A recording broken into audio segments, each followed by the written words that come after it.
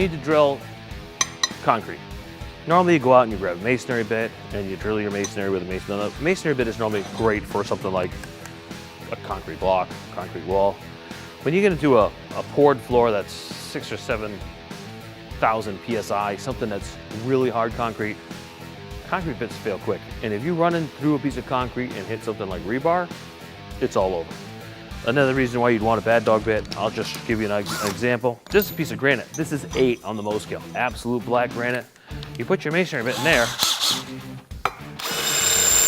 even on hammer action, which I'm going to use with my bit too,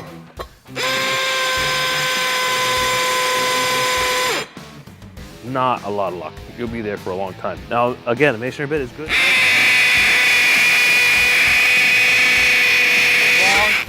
As you have hammer action, when you take the hammer action off, now you're talking about working a lot harder. Now the bad dog bit, again, is carbide, titanium, and cobalt. If you want to drill that absolute black granite, which is probably the one, I drill the absolute black granite because it's an aggregate. A lot of times granite is in your concrete to make it harder, to give it more strength. Put this in hammer action, right down top of the granite. You can drill through it that quick. Also, when you're drilling concrete block, if you're using hammer action, it's super quick, but you don't have to have hammer action. A lot of times if you're working on something that's old and the concrete's a little brittle, if you use hammer action, you blow the brick up, you blow the concrete block up, you can get right close to the edge of the screw.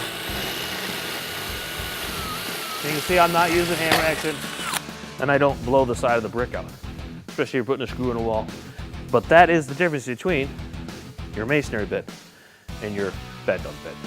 And again, at the tip, your typical masonry bit has got a negative relief. That is the way masonry bits are made. The reason they put a negative relief on them, which means they sharpen them in both directions, this way and that way, is so that you don't lose your edge and you don't chip your carbide. Because if you take carbide and hit it up against something hard, you'll chip.